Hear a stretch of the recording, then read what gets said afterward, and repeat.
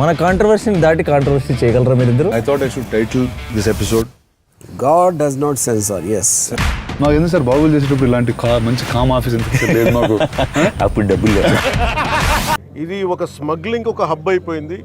దీన్ని నిలువరించాలి ఇక్కడి నుంచి. నేను చాలా సందర్భాల్లో నేను మాట్లాడుతున్నప్పుడు ఉదాహరణకి నేను 31,000 మంది ఆడపిల్లలు అదృశ్యం అయిపోయారు, దీని గురించి ఎవరు మాట్లాడలేదంటే ముందు నన్ను చాలా వెటకారం చేశారు, దూషణ చేశారు. అది కేంద్ర హోంమంత్రిత్వ శాఖ పార్లమెంట్లో చెప్పినప్పుడు కానీ అది నిర్ధారణ కాలేదు. అంటే రీసెర్చ్ చేయకపోతే వచ్చే సమస్యలు. రోజున మేము కూడా మేము వచ్చి దాదాపు 6 నెలలు వస్తూ ఉంది.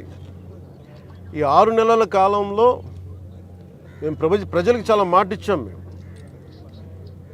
సంస్కరణలు పట్టుకురావాలి, అవినీతిని అరికడతాం, పారదర్శకత ఉండదు పాలనని, అలాగే వెండెట్ట పాలన పగ ప్రతీకారాలతో ఉండదు, అదే నిలబడ్డాం. అలా అని చెప్పి తప్పులు చేస్తూ వెళ్తూ ఉంటే వాళ్ళని కూర్చొని ఉపేక్షించేది లేదు.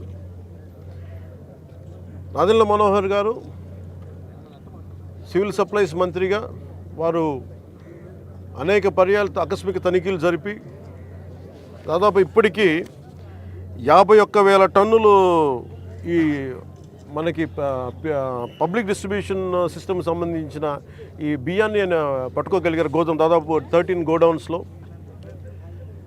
కొండబాబు గారు కొన్ని సంవత్సరాల నుంచి చెప్తా ఉన్నారు, ఈ స్మగ్లింగ్ అరికట్టాలి, అవినీతికి మయమైపోయింది కాకినాడ పోర్ట్ అని. దీని వెనక Kakinada port is become free for all అని చెప్పారు ఇందాక. ఇది ఎలా ఉందంటే ఇప్పుడు వెళ్ళి చూస్తే దీనికి ఉదాహరణకి ఇక్కడ మీకు ఇన్ఫర్మేషన్ అంటే నేను just to be more authority authentic I'm saying అని మీకు ఇది కొంచెం చదివి చెప్తున్నాను. ఇది మీకు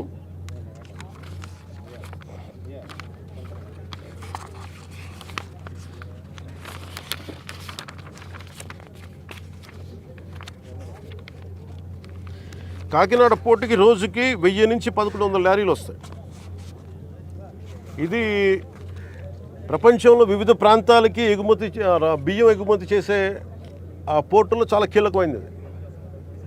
కానీ ఇంత పెద్ద పోర్టుకి ఇందాక ఈ వాళ్ళ సెక్యూరిటీ అధికారిని అడుగుతూ ఉన్నాను, ఎంతమంది ఉన్నారు మీ దగ్గర అంటే 1000 నుంచి 1100 లారీలు వెళ్ళే ఈ పోర్టుకి 16 మంది సెక్యూరిటీ. లారీకి ఎంతమంది ఉన్నారు మీరు అర్థం చేసుకోండి.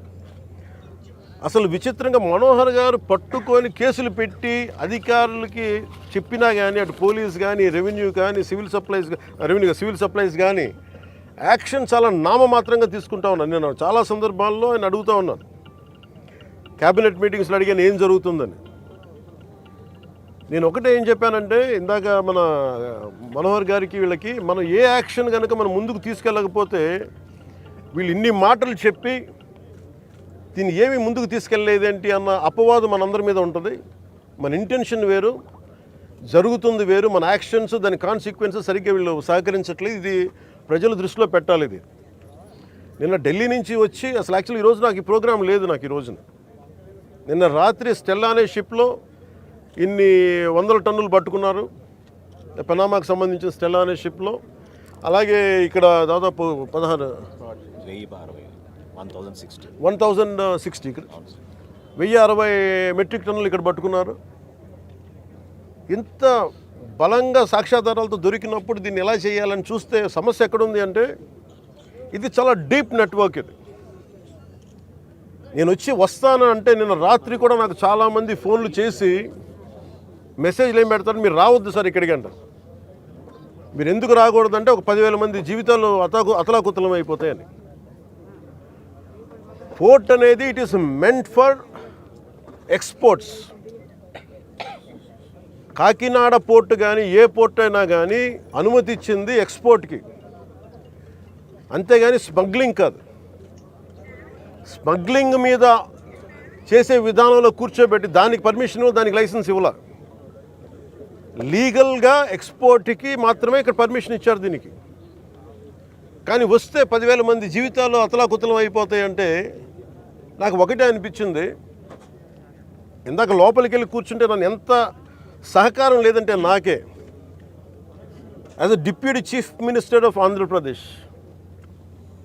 నాకే సహకరించాల ఇక్కడున్న ఈ ఏమో పోర్ట్ అధికారులు. షిప్ అక్కడ స్టెల్లా అనే షిప్ ఉంది, పైకి ఎక్కాలి. దాన్ని ఒక దాదాపు 6 కంపార్ట్మెంట్స్లో దాన్ని ఏముంటుందండి 6 కంపార్ట్మెంట్స్ 3 కంపార్ట్మెంట్స్ ఇది ఉంది. దాన్ని సీజ్ చేసి అక్కడ ఆఫ్ చేసాం. లోపలికి వెళ్ళి చెక్ చేద్దామంటే ఈ అనుకూలంగా లేదు మీకు పైకి ఎక్కడానికి అని చెప్పి అక్కడే తిప్పుతున్నాను నన్ను.